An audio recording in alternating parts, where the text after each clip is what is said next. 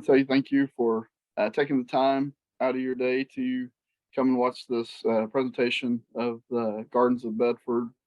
Molly and I are very excited about this property and are ready to excited about it. It's Gardens of Bedford, 150 units in Bedford, Texas, located. If you're not familiar with DFW, can y'all hear me? Say my internet connection is unstable. It is getting a little crackly, but we can hear you. Okay. It's weird. It's plugged into Ethernet. So anyway, okay.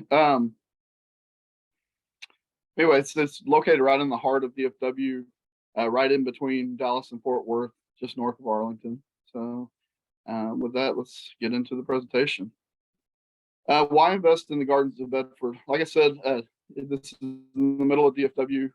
The DFW is a strong market. A lot of people moving to the area right now, and it's just lots of strength in our market, and with lots of jobs being brought in.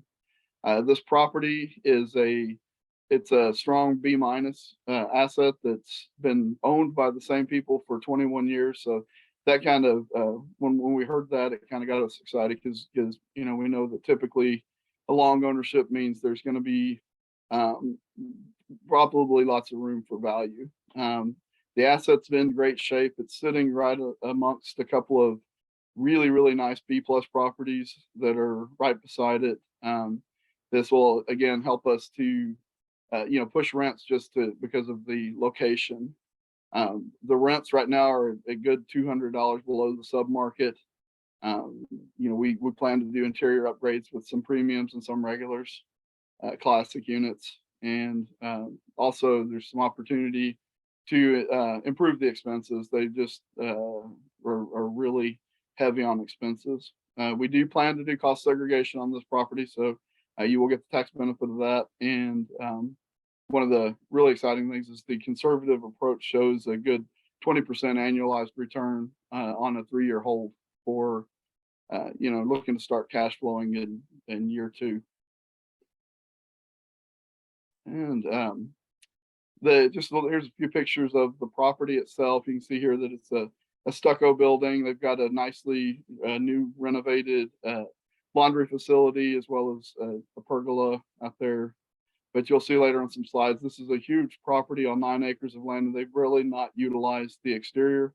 We're planning to add some nice features. We will be rebranding and make this sign pop a little bit more so that it's very visible from the streets.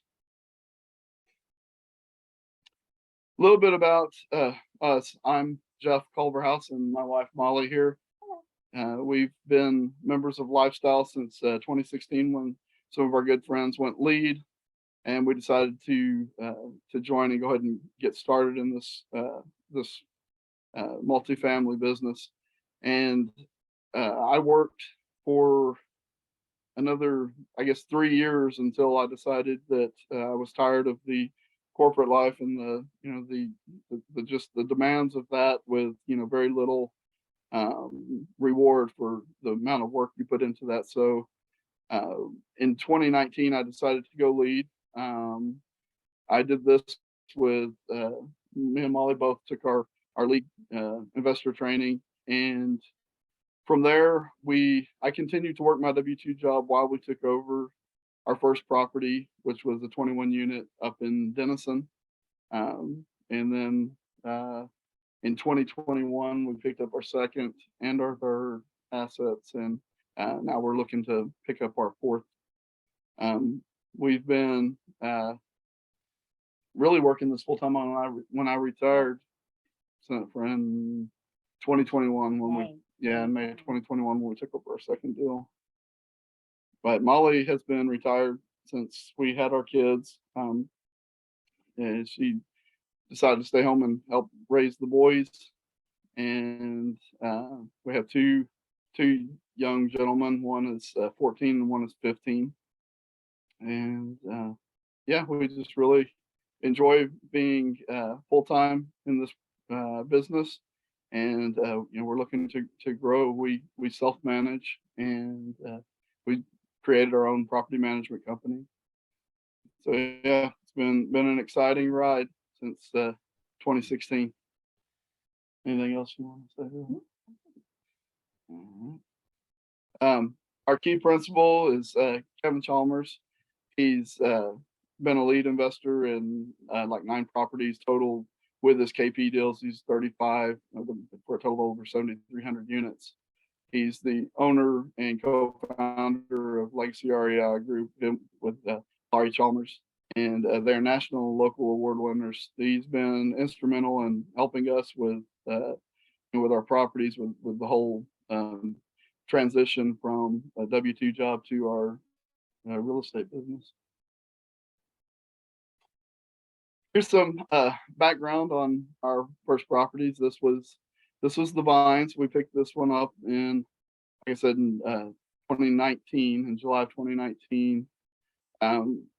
We went in doing this with fully expecting to be the property management company. This is where we cut our teeth. We really learned how to handle one of these businesses. We were the leasing agents, the maintenance guy. I can remember, especially when we first took over, going up there. It's an hour drive from our house, but I'd have to go up there and cleaning out clogs and stuff until we found the right maintenance people to help us out there. And it really is about finding the right help in the locations. But it was a great property. It was really learning curve. It helped us. Yeah. Helped us know what to expect in the future. Whether it's just anything and everything, it helped. Yeah, really learning the software, learning everything. But it was a fun property. When we took over a few months into it, that was July, and then in 2020 we everybody got hit with COVID, and it was kind of an interesting ride. And then right when we turned a year into the property, there was a fire that took out 4 of our units. So we probably would have sold sooner, but the good thing about the fire is that we were able to really completely renovate. In this picture you see up here on the right, that was one of our burn units that we really did a full upgrade on that, and were able to really show a good value there. And we're happy to sell that. That was up in Denison. We sold it for like 103 a door, so it was really strong for that market, especially with a 60s asset. But it was a complete total passive gain was 103% counting our distributions and our the sell. So really good property. Our deal 2 was even better. It was a interesting find. We found it downtown Plano. We kind of came in after quite a few folks at LU had passed on this deal. We really saw the potential in this. The thing about it, though, is we knew it was going to be a very heavy lift. It was the lady that owned it, her dad built it in the 60s. And so there was, not that there was a lot of deferred maintenance, but it just was only 50-something% occupied, and they just weren't wanting to really upgrade the units or anything. So it was, she had no marketing. There was, she would put a sign up in the yard when she wanted to rent out units. So. And the other thing about this property is that the resident base that the owner wanted was 55 and older. So she was targeting the older generation of individuals, which is not a bad thing. But being in downtown Plano and all of the surrounding things that are, businesses and just things that are around that area, the nightlife of it, we wanted to attract the younger generation, the families, the young business professionals. Yeah. Because the DART train was just right there. Yeah, you could walk to the train station. So it was a diamond in the rough. It really was, and it was a fun project. Yeah, with it being 50-something% occupancy, it's a little nerve-wracking coming into it, but we knew that location was just phenomenal. It's right across the street from Class A properties, and big, huge courtyards that weren't really utilized. They looked like they came from the late '60s. So with this property, we completely renovated the interiors and made them, and we actually only did like 30% of the interiors, so that there could still be some more value for the people selling, because it was, we knew it was going to be a fairly short-term hold. Didn't think it would be just a 1-year hold, but it was it wound up working out great, because right at a year in, our NOI was massive, and we're like, I really think we can sell this for everybody double their money. And so we reached out to the brokers and put it up, got BOVs, and sure enough, it was like, yeah, definitely it was over 100% return on just the gain of the sell. But we'd been cash flowing since the third or fourth quarter into the deal. It just was a great property, and we're still closing books out and everything. We sold this at the end of September, and so it's getting close. But it's going to look like about a total passive gain of about 135% to the passives on 17-month hold. Would have been closed sooner, but the buyer took a while to close the deal. So on to deal 3. This was a larger 109-unit property, and we had decided that we were going to be self-managed already, so we never thought about third party with this one. We decided we wanted to have a better pulse of the property and be able to control, who's working there, and just we wanted to have all of the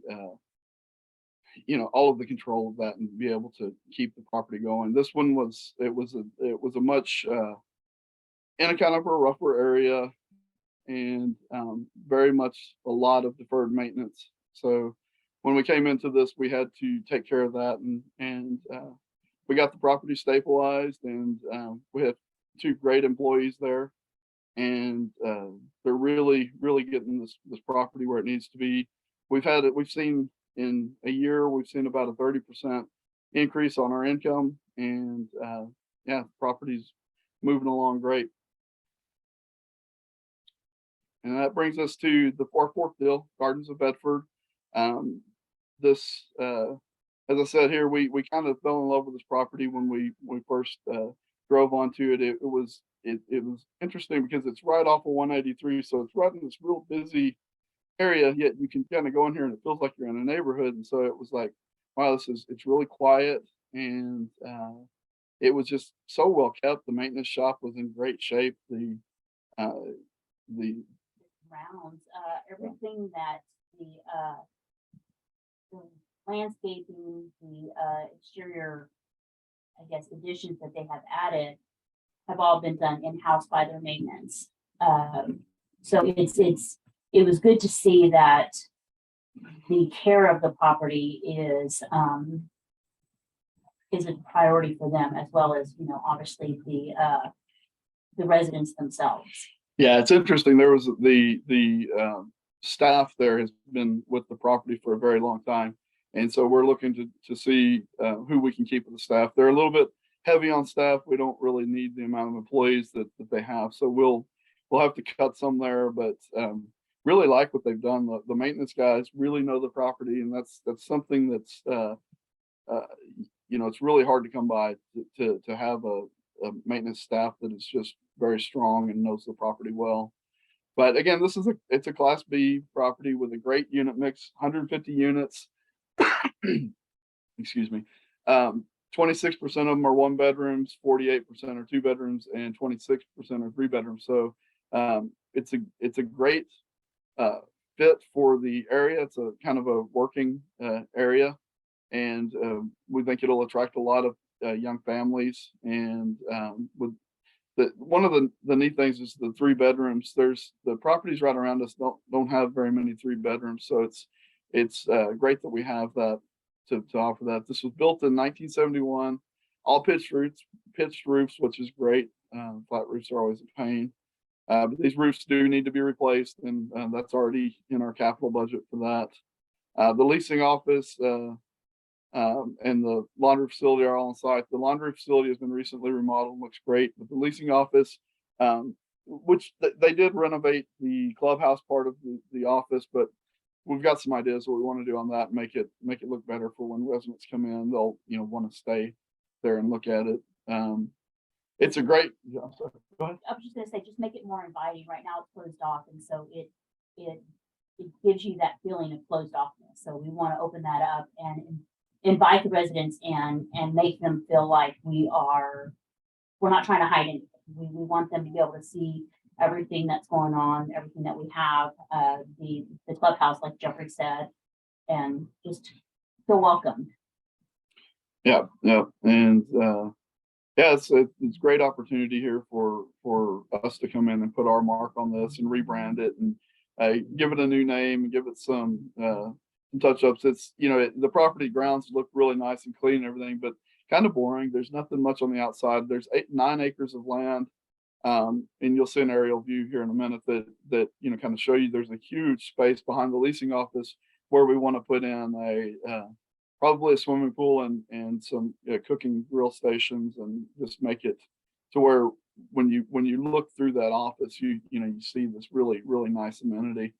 And there's a little concrete pad that's kind of closed off, and the thought is to put a basketball, make it a basketball court. Yeah, make it a little sports area. Right, because there's not any place for the kids to just hang out and play. Yeah, I'd probably add some playgrounds, stuff like that. One of the nice things is this year it's been kind of difficult looking for properties. The prices have been so high. Now things have kind of settled down, and this is much lower price than they were originally wanting. They're wanting 25 million for this, and so we've come in at 21, and we've got a pretty hefty rehab budget. That's because there's inside that we are planning where it does have a chiller, and we want to have enough money in our budget in case we have to replace it. We did have inspections done on the chiller, and it was in good shape, has been really well taken care of, but we do want to have some dollars there for that just in case we have to. Market, this DFW, like I said, is a very strong market. You can see here we're located right in the middle of the DFW area, right in between Dallas and Fort Worth. Just south of here is Arlington. Easy access, easy highway access to both of the big hub, the bigger hubs, the Dallas and Fort Worth. The 1 mile average income is 92,000 with a 5 mile average income of 117,000. So really great for being able to support the rents of this this neighborhood, and to get this B- property into a B+ community like it should be. Here's a little bit on the what's nearby: employers, retail, medical, education. It's really got a lot. It's like I said, it's just north of Arlington. You've got General Motors down here, and then you've got Ericsson up here in the just north of it. It's right by the DFW airport, and actually American Airlines has a huge facility. It's just 6 miles from the location. So there's it's great opportunity to have lots of employment around there. And of course the entertainment district down there in Arlington, you've got Everyday Jerry World and the Rangers and Six Flags. So there's lots of entertainment. The exteriors. Here you can see an overview of the of where Gardens is. I don't know if you can see my cursor here, but the property actually comes up and over into this corner and is all down in here. There's 17 2-story buildings, and it's located right just off of 183, which is right here. You can see the property a little bit from 183, but it's right on Bedford Drive. So there's real good street view from Bedford Drive that where we plan to make that sign pop so that you can see it right there. But it is tucked into a neighborhood, so it backs up to a bunch of single family houses And so it's kind of nice because it really is quiet in there. You can see here that they've, really keep the property up nice. They've remodeled all of the patios to have these nice wood surrounds with metal accents, and the stucco all looks like it's in really good shape. So exteriors look good, but it's lacking amenities, and that's where we'll be focusing capital dollars on, is on the amenities. It's nice to not have to go in and fix the railings and the balconies and stuff. So that was really nice to see. Interiors, you can see here that they've started trying to put stainless steel appliances in, but they really are not doing much. They're resurfacing countertops and still putting carpet in to some, and not doing anything to the bathrooms other than updating toilets and the faucets. So for our premium units, we'll plan to put hard counters in, keep the stainless appliances, definitely put in some nice 3-inch brushed nickel poles, and maybe some new cabinet faces. And then in the bathroom, really blow those out and make those, pull the tile out and put the new subway surround tiles with hard countertops, and make this really look good. And of course, we'll do vinyl plank.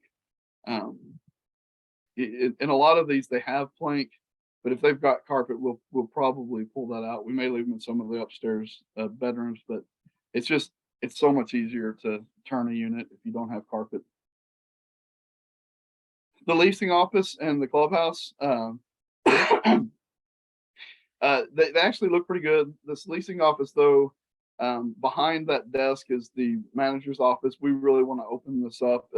If nothing, put a glass wall there, and then have this open up to the back area, which is kind of a clubhouse area with a kitchen and some tables, which really is not utilized. We'd like to turn this into a workout facility, and then back here behind these doors, that's where that big open area, which was, if you look right here in the center of this is a big, huge green space right there. That's where we plan to do the pool and the barbecue pits and stuff like that. So what's our investment strategy on this? It's really increase the income. They're at least 30 cents per square foot below market on their rents, and so just pushing the rents to market is going to give us a huge bump. And then when we implement our premium packages, that really we can really start to bring that income up, as well as they're not currently charging any pet rent, and there's that will be something we change, as well as adding some reserve parking. That's always a nice income. Their expenses are too high. We will fix that by reducing staff to, I think they have 5 staff right now. That's a lot for a 150 unit property. Water conservation is always key. That will help us reduce utilities. They're already on RUBS, so we'll continue that effort and keep the income coming from that. And just really improve inefficiencies in the operations. I think that with our management company, we can come in and really get this property running where it needs to be, and get it to a point that we're proud of, and make the residents really enjoy saying that they live at the property. That's kind of always been our goal with these. Capital budget, as I said, all the roofs earlier, I said the roofs need to be replaced. That's calculated in here. We've got money allocated here for the chiller in case something happens with that. We have plenty of reserves for that. Leasing office renovation, we want to really push that. It does have stab lock. It's one of those things with a early 70s property. There's stab locks, and we will be replacing those, as well as any aluminum wiring. We'll be fixing those with Kolar. That's already been budgeted. We went and we've got quotes for that, so everything looks good on that. Pool, we've gotten a quote on that, so we'll be looking to do that fairly soon after takeover. as I said, the interiors, will be a big focus on the interior since we're not having to do a lot of the balconies and stuff like that. We'll focus a lot of cash on making those interiors really really come to life with our stylists, like you saw from our previous slides or our previous properties. We really like to make those interiors look good because we want people to want to be able to come home and be in a nice place to live. So yeah, that's where we kind of allocated quite a few of the dollars to that. And the nice thing is they're putting all stainless appliances everywhere. So there's a lot of stainless already in there in some of the units that they've not really upgraded. So that'll be good if we can keep what we can there and save some cost on that. But really, almost all of the units need to be renovated. There was a couple that they were doing just at the end that had hard counters and were really making them nice, but they still weren't touching the back restrooms and it was really just putting in granite in the kitchen. So we still have plenty of room for value here. Exit strategy. We plan to hold this property for 3 years. This is why we chose the lending that we went with. We want the flexibility to be able to exit. It becomes a little bit of a point of diminishing returns when you start leveling off the rents after you've got the big increase from takeover. And really in year 3 is when we typically look at it in our analysis. It looks like that's the best year to really start trying to exit. So so long as the market will withstand, and everything that we're seeing is it's showing that in 3 years it looks like the market should start to be recovering and hopefully will be a little bit better for everybody. But if not, we do have plans in place where we can hold this and it still will be a profitable property. It just we'll just sit in cash flow. Projected capital gains, as I said earlier, year 3 or 4, 60 to 70% on the gain on a sell, based on our conservative models. And this doesn't, that doesn't include cash flowing there. And our anticipated cash flow is 6 to 8% starting in year 2. Lending, what kind of lending and what are the terms? We're going with a Freddie floater on this. There was we're set in now with our spread is 204 over SOFR, and this is it is a floating rate loan, but we are buying a cap insurance for 3 years with a 3% strike. So what that does is that puts us at almost 5%. So 5.04% is the interest rate we will pay for the first 3 years, provided SOFR stays above 3%. If SOFR drops below 3%, of course, our floating rate will allow us to float down. There's no floor on this loan, so it will continue to drop as SOFR goes down. Like I said, we have capitalized for a 3-year cap to be purchased at closing.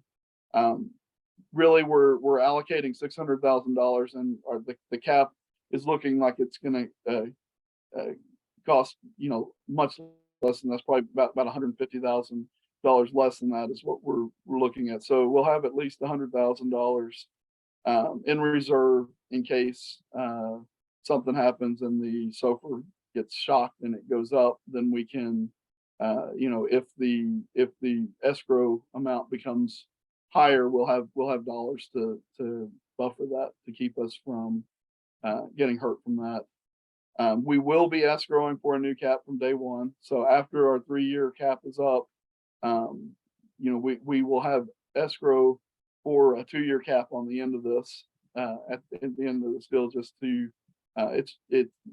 keep us just in case something happens and SOFR doesn't come back down like anticipated. Like I said, we have the extra reserves in case the escrow amount goes up. The nicest thing about this floater loan is the flexibility of exit. We can leave the deal after 12 months. We can have just a 1% penalty.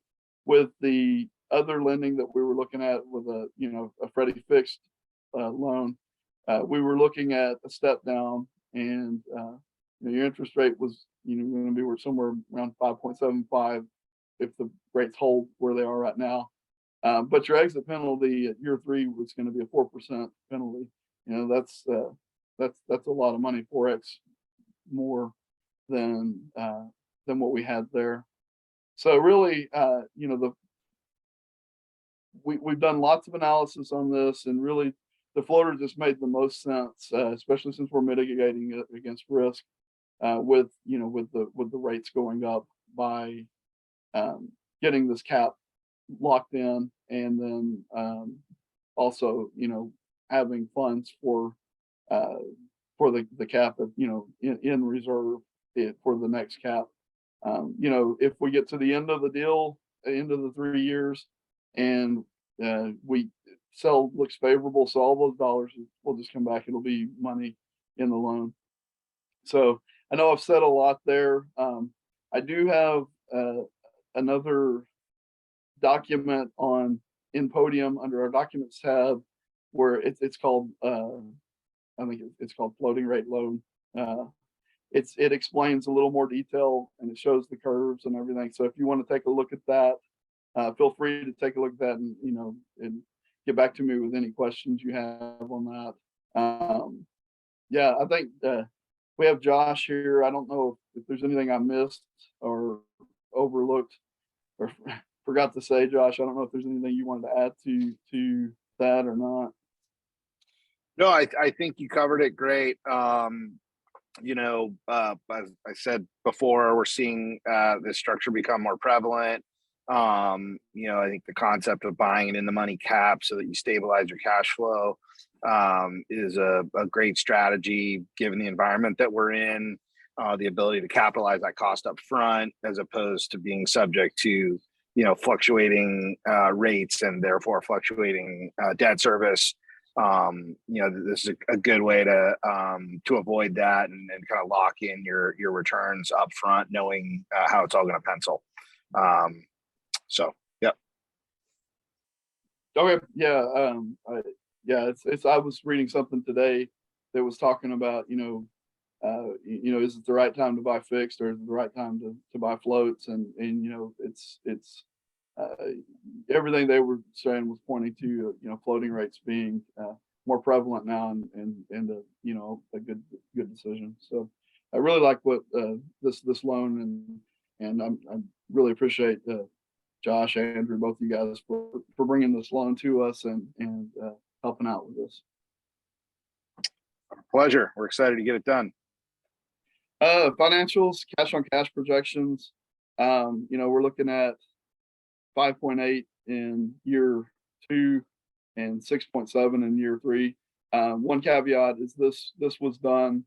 When we first did this, I wasn't sure if we were going with a 3% strike or not on our cap. So really, these numbers will be a little bit higher. These numbers were done with, I think, either 3.25 strike, I believe. So those will be a little bit better. I don't remember. I'd have to go back and look and see what our, in the actual MFQA where we were on as far as the occupancy, economic occupancy. So anyway, it's looking like a good 6 to 8%.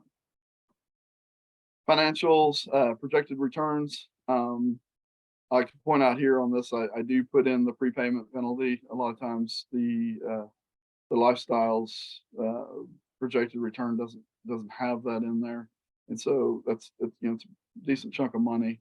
Like I said, if we had gone with a floating in year 3, this would have been 4x that. So it's a significant amount of money. And here I've also want to point out that we have also we're decompressing the cap rate as we went along, just to be a little more conservative approach. We're buying at a 4.7 cap on this with today's with their income, but we've pushed that up to 4.9 in year 3 there, where it's still showing a 60% return. So we have also modeled this with what if scenarios that were not favorable, and it's still a you know, it's still a profitable deal. It still holds water and it still works even with you know, when you shock it. So I'd like to just say real quick that, you know, this is a team thing. Molly and I couldn't do this without the support of all of our you know, co-leads, friends that we lean on, the mentors, Mike and Don, Alex too. You know, those guys are always there and ready to help. The operations staff, Terry's instrumental in any questions we have. They're always so responsive to help us out. Our KP, I can't say enough good things about Kevin. He's really, he's the one that really got us into lifestyles. He was the one that I was talking about. We joined lifestyles when he went lead. So really good support. They do their own property management. And so anytime we have questions about, you know, what to do with staff or you know, how to handle something, they're always there for us. Brokers, Carolyn Putney helped us, is helping us with buying this, and CBRE is the seller's broker on this, and they've been great to work with as well. They're the broker side is great, as well as the lending side. So Josh and Andrew, who are on the call with us here, with the lending side of CBRE, they've been great and instrumental in, you know, giving us the guidance when we have any questions about how these loans are, and just, you know, really running through all the scenarios of which kind of lending is the best for it. And yeah, I think we really came up with a good product on this one. Also like to thank Calliser. They have been our lawyers for all of our acquisitions, as well as Strategic Insurance Group. They are really great at help getting us good pricing and good support whenever we have anything arise at a property on it that requires insurance. I'd just like to touch on the critical dates here. You know, really it's we're at the end of this, back end of this now. So once we get the funds in, our anticipated closing date is January 6th. So really looking forward to partnering with all of you on the call. It's we're excited about this and really think that the numbers are great on this deal, and excited to add this to our portfolio. We've really happy with how everything's, you know, gone on our previous properties, and yeah, we're excited to get started on another one. It's always fun taking a property over, doing the acquisition. It's you know, once they're stabilized, they're not near as much fun to work on. But I guess now we can open this up to any questions. Josh, Andrew, are there any questions on there? I'm not seeing any. No open ones. Hopefully that means I did a good job of describing this property. Yeah, answered Come on, everybody's anybody have any questions. questions out there? Don't be shy. If you're too shy to post a question here, you know, I'm always happy to talk to anybody. So if you have any questions, concerns about anything, just let me know, and I'll be happy to talk to you. Oop, looks like did a question come in?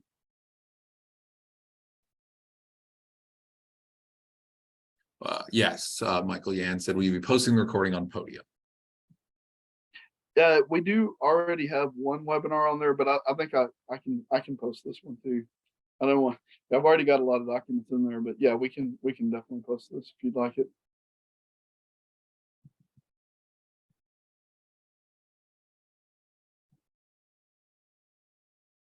I did change the content a little bit from our first webinar to this one. I've added some more pictures of the. I think I was lacking on having pictures of the interiors and just some of the overall features of the property itself. And you know, I see all the stuff in my head when I'm talking about it, but I know that you out there, you would like to see what the property looks like, and yeah, it's really looks good, pretty good.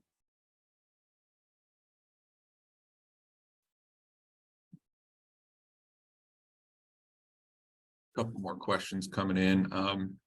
For cost segmentation, since closing is in 2023, is it only 80% depreciated? Yeah, the bonus depreciation is, of course, the IRS has changed that from 100% bonus depreciation to 80, and yeah, that's what we will have to stick with. Yeah. And then we got another one here. When will funding instructions be available?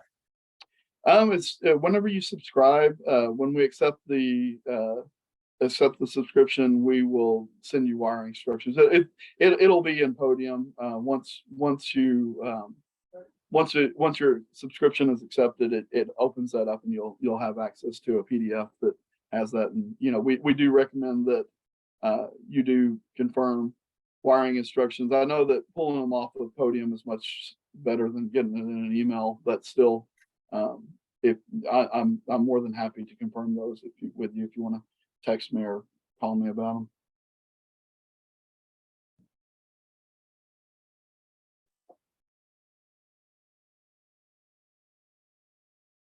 Seems like that's about it for questions. Oh, there's another one.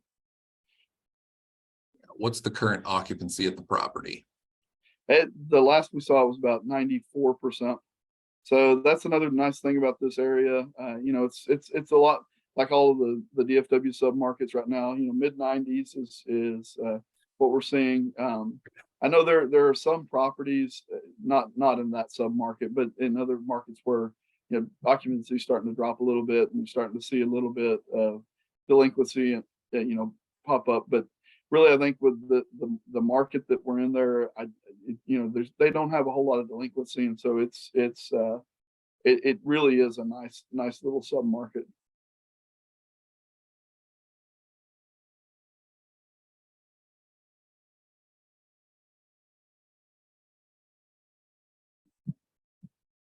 Was that one question on there? Is that one? Yeah. Yep. Yeah. Okay. Excuse me.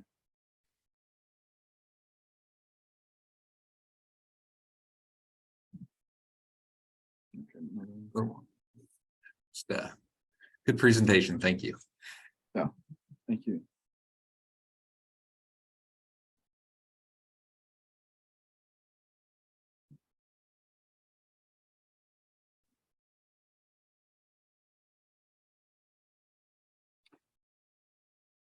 Okay, well, I guess we can wrap this up. But again, everybody, thank you all for your time. I know it's a busy time of the year, and taking time out to be on this is, we really appreciate that. And Josh and Andrew, I appreciate y'all doing this twice in one day. So it's Our pleasure. Yeah. Yep, no problem. There came one more question here. Just another compliment on your great presentation.